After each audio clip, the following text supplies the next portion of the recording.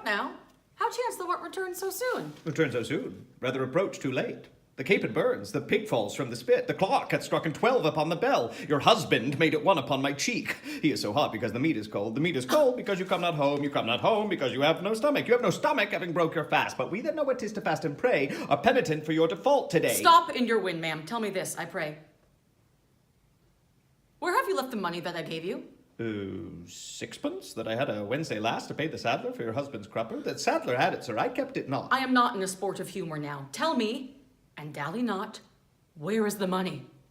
We being strangers here, how darest thou trust so great a charge from thine own custody? I pray you err as you sit at dinner. I from your husband come to you in post. If I return, I shall be post indeed, for he will score your fault upon my pate. Methinks your maw, like mine, should be your clock, and strike you home without a messenger. Come, Dromia, come. These jests are out of season. Reserve them till a merrier hour than this. Where is the gold I gave in charge to thee? To me, ma'am? Why, you gave no gold to me. Come on, Miss Knave, have done your foolishness, and tell me how thou hast disposed thy charge. My charge was but to fetch you from the mart, home to your house, the Phoenix, ma'am, to dinner. Your husband and his sister stays for you. In what safe place you have bestowed my money, or I shall break that merry sconce of yours that stands on tricks when I am undisposed. Where is the 1,000 marks thou hadst of me? I have some marks of yours upon my pate, some of your husband's marks upon my shoulders, but not 1,000 marks between you both. If I should pay your worship those again, perchance you will not bear it patiently. My husband's marks? What husband, slave, have I? Your worship's lord, your husband at the Phoenix, he that doth fast till you come home to dinner, and prays that you will hie you home to dinner. What? Wilt thou flout me thus unto my face? Being forbid! There! Take you that, Miss Knave! What mean you, ma'am? For God's sake, hold your hands. Nay, you will not, ma'am. I'll take my heels. Upon my life! By some device or other, the villain is o'erwrought of all my money! They say this town is full of cozenage, as nimble jugglers that deceive the eye, dark-working sorcerers that change the mind, soul-killing witches that deform the body, disguised cheaters, prating mountebanks, and many such like liberties of sin. If it prove so, I'll be gone the sooner. I'll to the centaur to seek this slave. I greatly fear my money is not safe. Sweet mistress, what your name is else I know not, nor by what wonder you do hit of mine. Less in your knowledge and your grace you show not than our earth's wonder, more than earth divine. Teach me, dear creature, how to think and speak.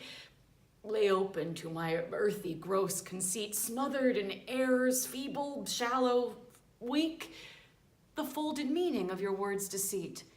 Against my soul's pure truth, why labor you to make it wander in an unknown field? Are you a god? Would you create me new?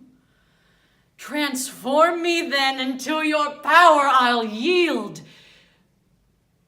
But if that I am I, then well I know your weeping brother is no lord of mine, nor to his bed no homage do I owe. Far more to you do I decline. Oh, train me not, sweet mermaid, with thy note to drown me in thy brother's flood of tears. Sing, siren, for thyself, and I will dote. Lay over the silver waves thy golden hairs, and as a bed I'll take them up and there lie, and in that glorious supposition think she gains by death that hath such means to die. Let love, being light, be drowned if she sink. What, are you mad that you do reason so? Not mad, but mated. How, I do not know. It is a fault that springeth from your eye. For gazing on your beams, fair sun being by. Gaze where you should, and that will clear your sight. As good to wink, sweet love, as look on night. Why call you me love? Call my brother so. Thy brother's sister. That's my sister? No, it is thyself. Mine own self's better part. My eyes, clear eye, my dear heart's dearer heart, my food, my fortune, and my sweet hope's aim, my soul earth's heaven, and my heaven's claim. Thee will I love, and with thee lead my life. I have no husband yet, nor thou no wife. Give me thy hand.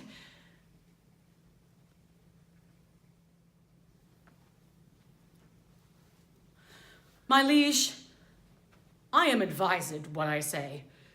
Neither disturbed with the effect of wine, nor heady rash provoked with raging ire, albeit my wrongs would make one wiser mad. My husband did lock me out this day from dinner. This man, were he not packed with him, could witness it, for he was with me then, who parted with me to go fetch a chain, promising to bring it to the Porpentine, where Balthazar and I did dine together. Our dinner done, and he not coming thither, I went to seek him. In the street I met him, and in his company that gentleman. There did this perjured goldsmith swear me down that I, this day, of him received a chain, which God he knows I saw not. For the which he did arrest me with an officer. I did obey, and sent my peasant home for certain ducats. She with none returned. Then fairly I bespoke the officer to go with me in person to my house. By the way, we met my lord, his sister, and a rabble more of vile confederates. Along with them, they brought one Pinch, a hungry, lean-faced villain, a mere anatomy, a mountebank, a threadbare juggler, and a fortune-teller, a needy, hollow-eyed, sharp-looking wretch, a dead-looking man. This pernicious slave, forsooth, took on him as a conjurer, and gazing in mine eyes, feeling my pulse, and with no face, as 'twere, outfacing me, cries out, I was possessed! Then altogether they fall upon me, bound me, bore me thence, and in a dark and dankish vault there left me with my slave, both bound together, until, gnawing with my teeth, my bonds in sunder, I gained my freedom, and immediately ran hither to your grace, whom I beseech to give me ample satisfaction for these deep shames and great indignities.